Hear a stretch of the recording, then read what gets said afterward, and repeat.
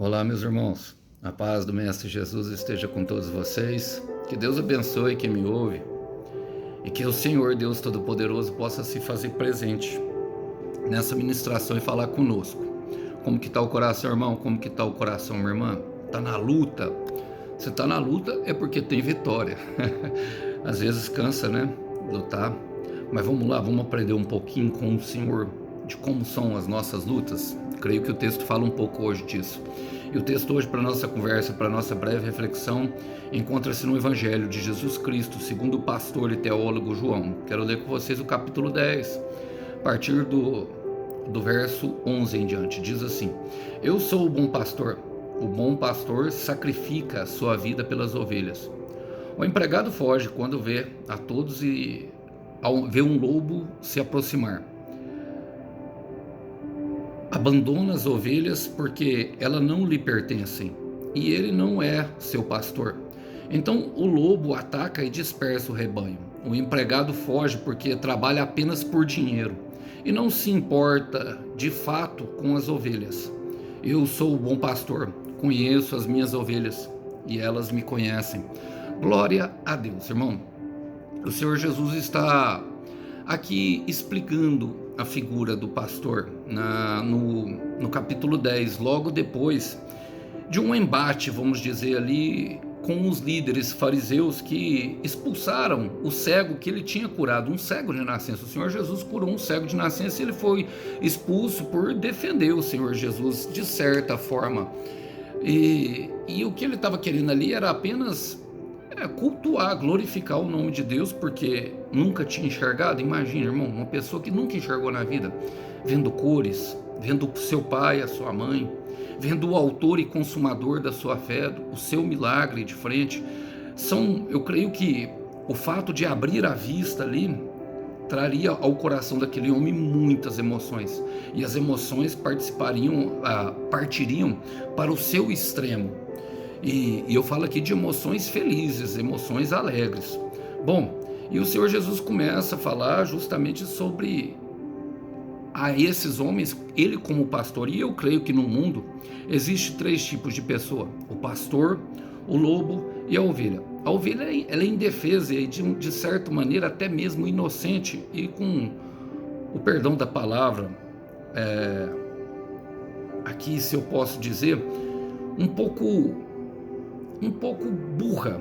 É difícil falar isso, mas eu também fui assim, irmãos, porque parece um pouco pejorativo, mas é a verdade. Por quê? Porque ela não sabe para onde caminhar, às vezes se perde, como nós vemos na parábola da ovelha perdida, por não saber o caminho, porque ela se move justamente pelos ouvidos, e quando ela fica longe do pastor dela, ela provavelmente terá um problema. E o nosso pastor, o bom pastor, é o Senhor Jesus Cristo. E mediante isso eu quero trazer algumas aplicações, visto que o pastor é o que cuida, a ovelha é a que precisa de cuidado, e o lobo é o usurpador, irmão. No mundo existe esses três tipos de pessoa. A palavra fala assim: eu sou o bom pastor.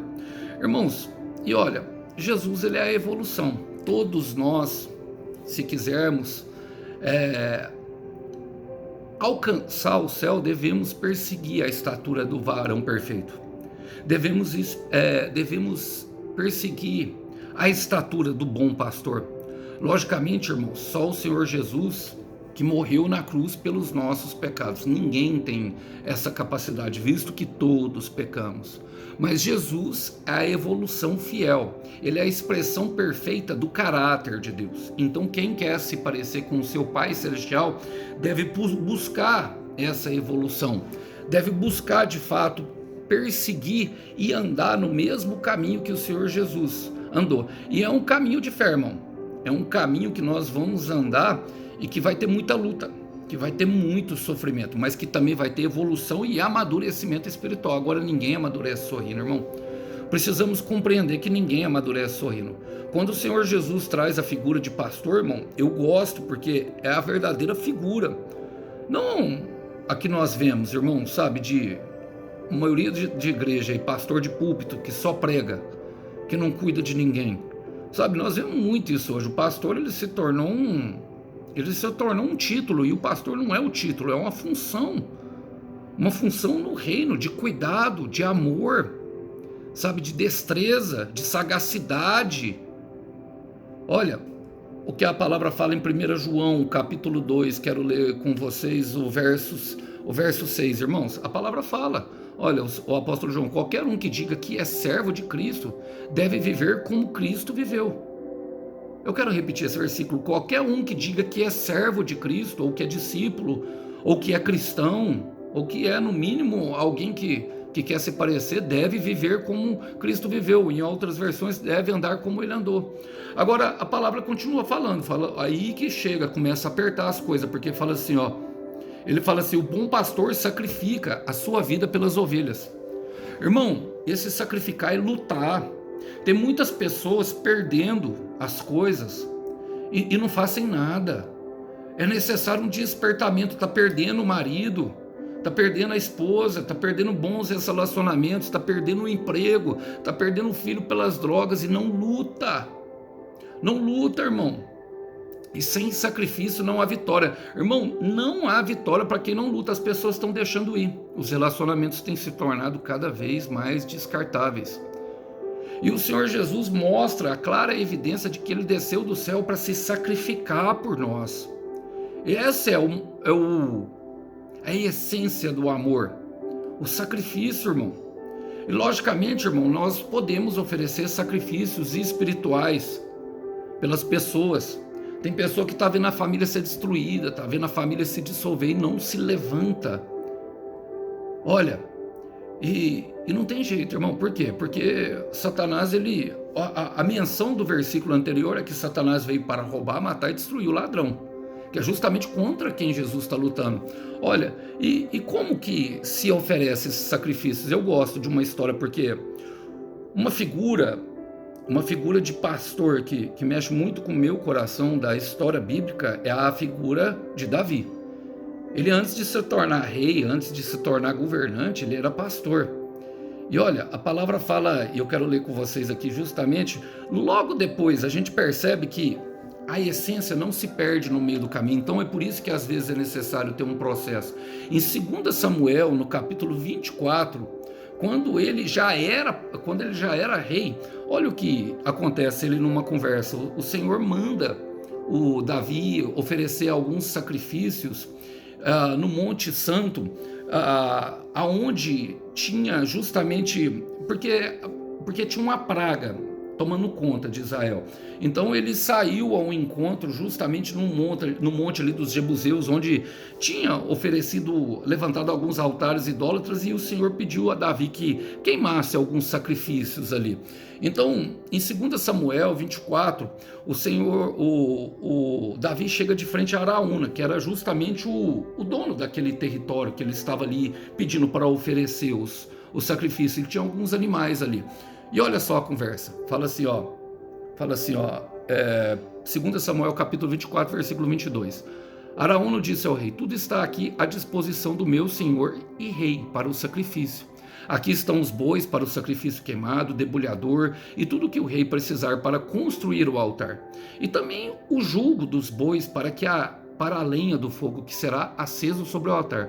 Tudo isso é seu, ó rei, e acrescentou. Que o Senhor, o seu Deus, aceite o seu sacrifício. Abençoou. No versículo 24, Davi fala para ele, mas o rei disse a Araúna, não quero nada disto de graça. Quero comprar, pois não desejo oferecer ao Senhor, o meu Deus, sacrifício daquilo que não me custou nada. Assim, Davi comprou a eira, os bois, por 50 ciclos de prata. Aqui tem uma simbologia, mas eu nem vou entrar na questão. Só quero entrar na questão literária do texto, irmãos, que é bem simples. Davi não aceitou nada que não pudesse sacrificar ao Senhor, que não lhe custasse um trabalho, irmãos. E esse é um sacrifício agradável. Nós vemos Paulo, em Romanos 12:1, incentivando a igreja a oferecer o seu corpo. Ele mesmo ofereceu a sua vida como oferta derramada, e vários homens e mulheres de Deus. Agora nós queremos vitória, irmão, mas não queremos sacrificar. Queremos ganhar, mas não queremos sentir a dor da caminhada. Agora, irmão, sabe, para conhecer o Deus que restaura, é necessário que a nossa vida esteja toda em cacos, que estejamos vivendo em ruínas. Se nós conhecermos o Deus que alivia, irmão, é necessário passarmos pelo deserto da dor. Se quisermos conhecer o Deus que faz milagre, precisamos passar pelo impossível, irmão. Se quisermos conhecer o Deus que concede dupla honra, o caminho, irmão, é a vergonha. É a vergonha. Isaías 61, versículo 7. No lugar da tua vergonha lhe darei dupla honra. Mas nós queremos ficar no conforto. Não queremos lutar. E temos visto a nossa família, temos visto os nossos filhos se perderem para as drogas, sabe? E não fazemos nada, ficamos apáticos, não sacrificamos, não nos damos aquilo que nos custa, não queremos renunciar. E aí o Senhor Jesus começa a mostrar a diferença, irmão, de quem é de verdade e quem é de mentira. Ele fala: o empregado foge quando vê um lobo se aproximar, irmão. E olha, o chamado exige coragem, porque o lobo fala justamente de Satanás, e o dia mau chega para todos. Tá amando e vão te trair, tá sonhando e vão tentar te sabotar, vão tentar te parar, irmão, sabe? É o marido que perdeu a esposa porque falou que ela chegou para ele e falou: eu não te amo mais. É o esposo, sabe, que vai embora e a esposa tá perdendo o esposo porque ele trocou ela pela novinha. Olha, irmão, tá acontecendo por uma da metade da idade. E não se coloca no chão: Senhor, o que está acontecendo? O diabo está destruindo a minha casa. É o filho que foi preso, e foi preso por não te escutar. E agora? Porque ele chega esse dia mal. Olha, quando vê o lobo se aproximar, o empregado, irmão, e aí nós vemos a diferença de quem é de verdade e quem é de mentira. Por quê? Porque o chamado exige coragem. E eu estou falando do chamado de pastor, mas todos nós devemos evoluir. Logicamente o homem é chamado a pastor, mas todos vão cuidar um dos outros. O chamado exige coragem, sabe? Porque o pastor, ele protege as ovelhas no deserto. E esse lugar aqui, onde o Senhor Jesus estava falando, justamente dando essa mensagem, era justamente um lugar deserto, um lugar onde as pessoas pastoreavam. A figura do pastor e da ovelha era justamente uma figura desértica. Olha, era uma figura que trazia justamente essa situação. Agora nós não nos protegemos e não protegemos os outros. Por quê? O mundo nos imputa assim, irmão. Olha a figura de pastor. E aqui eu quero partir agora para Davi quando pastor. Olha a figura de pastor. 1 Samuel, capítulo 17. Quero ler com vocês o versículo 36. Davi se apresenta de frente ao rei Saul porque tinha um gigante lá, um Golias. E quantas vezes os nossos Golias internos tentam nos parar? É medo, é o conforto, é a indisposição. E Davi, vendo aquele gigante, ele logicamente perguntou da recompensa da filha do rei e se apresentou diante do rei. No meio do caminho, os irmãos dele tentou parar você. E olha, quando chegou de frente com o rei, não foi diferente, o rei tentou parar ele. O rei falou assim: você é pequeno. E aí, no versículo 36, Davi dá a seguinte explicação pro rei. Ele fala assim, 1 Samuel 17, 36, o seu servo já fez isso com leões e com ursos, e farei a mesma coisa com esse filisteu que não crê em Deus, pois ele desafiou o exército dos deuses vivos. O Senhor que me salvou das garras do leão e do urso me salvará das mãos deste filisteu. Por fim ele consentiu. Mas no versículo 35 ele fala da figura de pastor, ele fala: eu vou atrás dele. Versículo 34. Porém Davi não desistiu da ideia. Seu servo toma conta das ovelhas de seu pai. Disse ele: quando aparece um leão ou um urso, ele pega um cordeiro do rebanho, eu vou atrás dele com o meu cajado e tiro o cordeiro da sua boca. Se ele me ataca, eu seguro pela juba e lhe dou cajadadas até que morra. E o leão é a figura, essa tipologia aqui é Satanás. É aquele que anda ao nosso derredor procurando a quem possa tragar. Agora estamos, apático, irmão. Não oramos, não conversamos com Deus sobre os nossos Golias. Não vamos para a luta. A palavra ainda continua falando, irmão. Continua. Por quê? Olha, eu quero fazer uma figura. Quando o Senhor Jesus fala das 99 ovelhas, e daquela que se perdeu. Ele fala assim: por acaso um homem que perde essa ovelha, ele não irá procurá-la? Essa é a pergunta, e essa é a pergunta que está para nós hoje. O que você perdeu, irmão? Que você tem perdido, minha irmã, que você está parado, parada, apática. E aí começa a fazer igual a mulher da dracma, se não buscar e não limpar a casa para poder achar aquilo que se perdeu, começa a perder mais coisas de valor. Vai perdendo, vai perdendo, vai perdendo e vai vendo. Se deixar a primeira ovelha aí, irmão, vai as outras ovelhas todas e a gente não luta. Olha, a palavra fala: abandona as ovelhas porque elas não lhe pertencem e ele não é o seu pastor. O chamado exige compromisso, irmão. Esse aqui não é pastor, esse aqui não está nem aí. E essa é a maior das lutas de fé que nós temos, irmão. O quê? Constância. Olha, de compromisso, de fé. O pastor cuida, irmão. E quando fala cuida, é dar água e alimento todos os dias. Todos os dias, irmão. Todos os dias. A água fala do alívio. O alimento fala justamente daquilo que ele precisa, que a ovelha precisa para ficar forte, para se sustentar, para caminhar. A força. Então, um chamado exige um compromisso do pastor. O pastor precisa cuidar, sabe? E todos nós, irmão, talvez você pense: eu não sou pastor. Quando Deus se apresenta de frente a Caim e pergunta ao seu irmão, ele fala: a hora que Deus se ira com Caim e decreta a marca de Caim ali, justamente, e o julgamento, aí ele fala: por acaso eu sou o cuidador do meu irmão? Caim, depois de matar Abel, pergunta dessa forma para Deus, irado, porque já tinha pecado e já tinha tomado conta do coração. Mas nós não podemos deixar essas coisas tomar conta do nosso coração, irmão. Olha o que o pastor Davi escreve no Salmo 23, versículo 1 e 2. Olha só: o Senhor é meu pastor e ele me dá tudo o que eu preciso. O Senhor é meu pastor e de nada terei falta. Ele me leva aos pastos de grama verde e macia para descansar. E o pasto verde fala justamente do alimento da ovelha. Quando sinto sede, ele me leva aos riachos de água mansa. E por que nós sentimos sede, irmão? Cansaço da jornada. Dias e dias no deserto, atravessando o mesmo cenário, calor escaldante, angústia, pressão. Todos nós precisamos.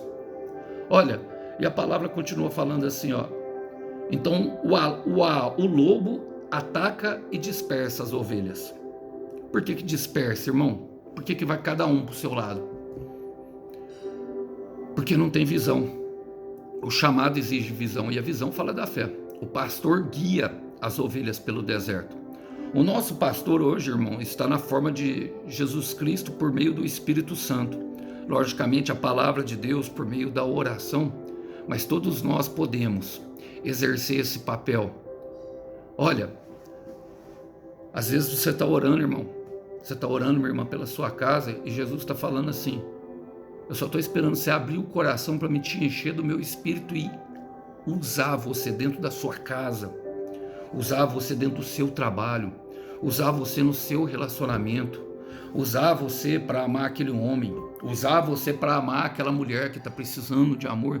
Só que a gente não abre o coração, a gente não tem fé, porque a gente não crê. Agora, o pastor, ele guia, irmão. Sabe, olha, Salmo 23, versículo 3, ele me devolve a paz de espírito quando me sinto aflito e me faz andar pelo caminho da justiça por amor de seu nome. Por que estamos vacilantes? Por que estamos com os joelhos vacilantes? Por que não acreditamos? É porque nós temos alimentado em outros pastos, tomado de outras águas, que não produzem fé, que seja a palavra de Deus. E aí vem o problema. Qual que é o problema? A palavra fala: o empregado foge porque trabalha apenas por dinheiro. Por que você trabalha, irmão? Por que você tem lutado por uma bênção do Senhor? Minha irmã, por que você tem buscado o Senhor? E não se importa com o fato, não se importa de fato com as ovelhas. Você se importa verdadeiramente, se ama verdadeiramente aquilo que você tem buscado? Porque o Senhor Jesus entregou na cruz, irmão, a sua vida. Ele nos amou quando nós estávamos no pior momento. Quem se anulou por você? Quem se entregou e te amou sem nós darmos um porquê. Por quê? Olha, quem se move por interesse, irmão, é inconstante. E a inconstância, ela produz dois frutos terríveis: instabilidade e infidelidade, que é ao contrário da fé. Não consegue ser fiel. Não consegue, irmão. De fato não consegue. Por quê? Porque não tem a recompensa, não tem o dinheiro, não tem o salário. E a inconstância é um dos maiores maus. Eu lutei muito contra a inconstância de querer desistir, irmão. Graças a Deus o Senhor me manteve firme na minha fé. Eu guardei a minha fé como Paulo. Olha, mas tudo com a ajuda do Senhor, tudo com a ajuda do Espírito Santo, em experiências únicas, por meio ali da oração, da palavra, da conversa, do relacionamento íntimo, de intimidade com o Senhor. Porque quem se move por interesse, irmão, mais cedo ou mais tarde, está pedindo um esposo de Deus, mas se entrega pro primeiro que dá uma cantadinha barata na internet. Por quê? Porque precisa de experimentar um pouquinho de dopamina. E ali naquele momento, irmão, o Senhor está olhando, falando, como é que eu vou usar dessa forma? Não tem jeito. Porque quem se move por interesse é inconstante. E essa é uma grande luta, irmão. É uma grande luta, de fato. Sei que ela é uma grande luta, se manter fiel à palavra, se manter fiel ao propósito, mas só vive propósito quem cumpre o princípio, irmão. Olha, a palavra fala em Salmo 119, versículo 13: odeio pessoas inconstantes, que não querem lhe obedecer todo o coração, mas amo sua lei. Quero ler na linguagem viva, fala assim, ó: odeio pessoas sem firmezas, que não querem lhe obedecer de todo o coração, mas amo sua lei. Ama sua promessa, ama sua palavra. E como que nós chegamos lá? O Senhor Jesus fala no final, ele repete: eu sou o bom pastor. Jesus é a evolução. Jesus é a verdadeira revolução. O amor é a verdadeira revolução. Em um mundo que se prega ódio demais, a palavra fala: conheço as minhas ovelhas e elas me conhecem. Na 1:7 o Senhor diz: eu conheço aqueles que confiam em mim, e aqueles que confiam em mim renovam as suas forças e voam alto como água. Aqui o Senhor Jesus fala: eu conheço e elas me conhecem. Mas você tem buscado o conhecimento do Senhor Jesus? Nós temos buscado. Às vezes levantamos a mão na igreja: quero conhecer Jesus, eu quero conhecer Jesus, sabe?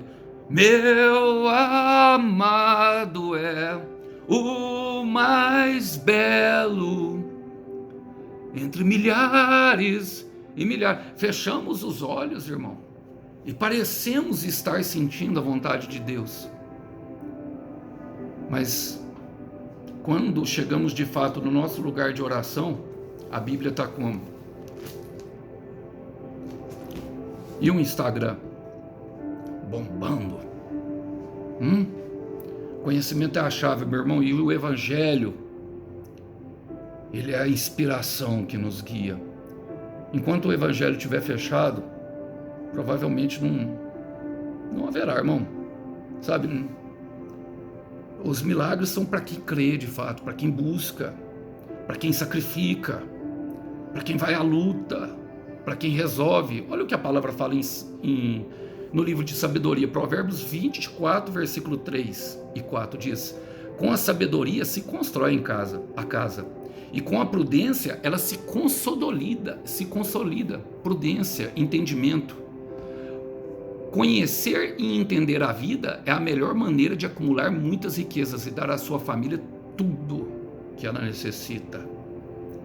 E olha, não é fácil, sei, não é fácil.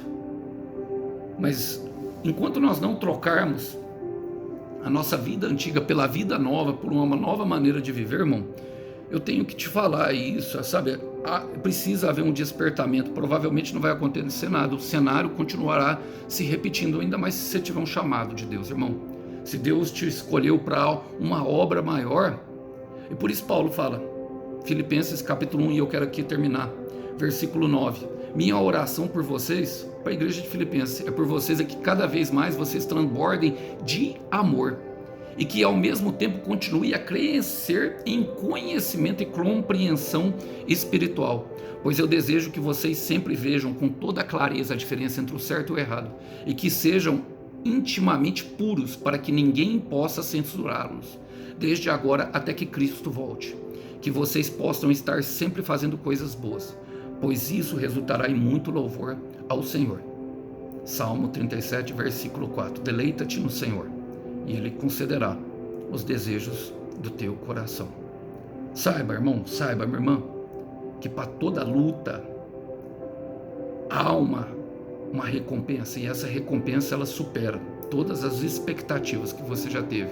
Mas é necessário se colocar na batalha, é necessário que hoje entender que hoje tem guerra e amanhã também. Ficar apático, ficar sentado com a bunda no sofá ou deitado, provavelmente não vai acontecer nada, porque não há plantação. Queria dar uma mensagem um pouco melhor, mas eu quero te falar no final que para quem sacrifica, para quem sacrifica em prol do rei e do reino, o Cordeiro Santo tem uma recompensa, e ele mesmo lhe dará na mão, e ele mesmo lhe enxugará toda lágrima. Que Deus abençoe os irmãos, que os irmãos possam ficar com essa breve mensagem. A paz do Senhor esteja com todos. Até uma próxima. Tchau, tchau.